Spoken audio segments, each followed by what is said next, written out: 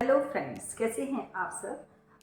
आज मैं आपको जो बताने जा रही हूँ, जानकारी देने जा रही हूँ, ये बहुत ज़रूरी जानकारी है। प्लीज़ अगर किसी ने इसको सब्सक्राइब नहीं किया है चैनल को तो सब्सक्राइब कर लीजिए।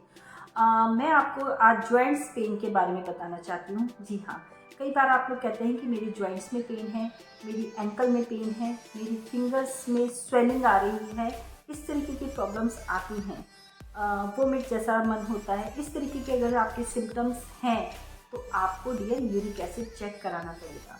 यूरिक एसिड बढ़ने की वजह से ये सारी प्रॉब्लम्स आती हैं। तो ये बढ़ता कैसे है? पहली बात, यूरिक एसिड बढ़ने के कारण बहुत सारे होते हैं। जैसे फूड से बढ़ता है, कई बार जो हम खाना पीना खाते हैं, कई बार चीज़ हो गया, दही हो गई, ज़्यादा लेने से, नॉनवेज आप ले रहे हैं, ज़्यादा मीट का यूज़ कर रहे हैं, रेड वाला जो मीट होता है वो आप ज़्यादा खा रहे हैं, तो उनसे आपका यूरिक एसिड काफ़ी बढ़ जाता है। दूसरा इसका है बढ़ने का एक कारण कि हमारी जो सेल्स हैं वो day by day, her second में, हर मिनट में टूटती हैं, जिसकी वजह से एक केमिकल, एक पदार्थ जो है वो रिलीज़ होता है हमारी बॉडी में, वो होता है यूरिक एसिड। ठीक है, तो यूरिक एसिड जब आपका रिलीज़ होगा, बॉडी के अंदर निकलेगा, तो वो कहीं ना कहीं जाकर के अपनी एक पोजीशन, एक जगह बनाएगा। तो वो कहाँ बनाता है? हमारे जॉइंट्स में, जो हमारी बोन्स होती हैं उनके बीच में जो हमारा एक गैप होता है, उसमें जाके वो इकट्ठा होना शुरू हो जाता है, जिसकी वजह से हमें जॉइंट्स में पेन होता है। ठीक है, तो हमें ये सिम्टम्स तो पता चलते हैं कि हमारा यूरिक एसिड किस वजह से बढ़ता है। यूरिक एसिड बढ़ गया, हमें बाथरूम बार बार आएगा, यूरिन मतलब पास आउट ज़्यादा करेंगे, पेशाब आपको बार बार आएगा, इस तरीके के लक्षण होते हैं इसकी वजह से। अब इसको हमें पता कैसे चले कि हमारा यूरिक एसिड हमारी बॉडी में बहुत ज़्यादा है? पहली बात, यूरिक एसिड की रेंज कितनी होती है? फीमेल्स में 1.5 से लेकर के 6.0 तक यूरिक एसिड की रेंज होती है।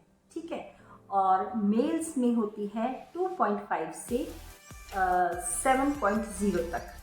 ये होगी इनकी रेंज यूरिक एसिड की, जो बॉडी के अंदर होनी चाहिए। अगर इससे ज़्यादा है तो आपको प्रॉब्लम होगी, इससे कम है तो भी प्रॉब्लम होगी। कम तो नहीं होता है वैसे बेसिकली, लेकिन ज़्यादा हो जाता है, जिसकी वजह से हमें जॉइंट्स में पेन होती है।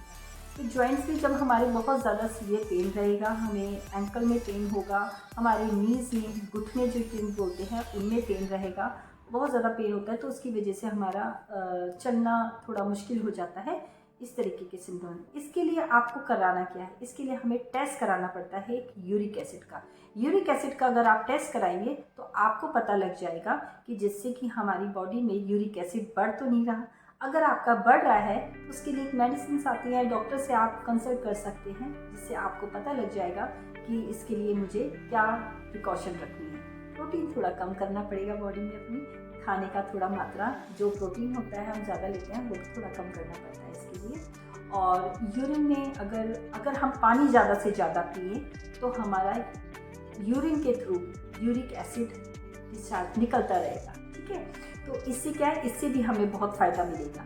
तो अगर जिन पेशेंट को यूरिक एसिड बहुत ज़्यादा बढ़ा हुआ है तो उनको पानी की एक बॉटल अपने साथ रखनी पड़ेगी, जिससे वो पानी बार बार पीते रहें और बार बार यूरिन पास आउट होगा, जिससे कि आपको पता लगता रहेगा कि हमारा यूरिक एसिड कम हो जाएगा, जिससे पता लगेगा कि हम बॉडी में फील, जो जॉइंट पेन होता है वो हमें थोड़ा पता लग जाएगा कि ठीक हो रहा है। तो इसके लिए थोड़ी सी ये 2-3 जो मैं आपको बता रही हूँ सिम्टम्स, ये होते ही हैं। और पानी तो पीना ही है, आपको बता रही हूँ। तो टेस्ट जरूर कराएं कि जिससे आपको पता लग जाए कि यूरिक एसिड आपका बढ़ तो नहीं रहा। अगर नहीं बढ़ रहा है तो भी अच्छा है, अगर बढ़ रहा है तो उसकी आप प्रिकॉशन कर सकते हैं। और यूरिक एसिड बढ़ने की वजह से हमें अर्थराइटिस की प्रॉब्लम भी हो जाती है।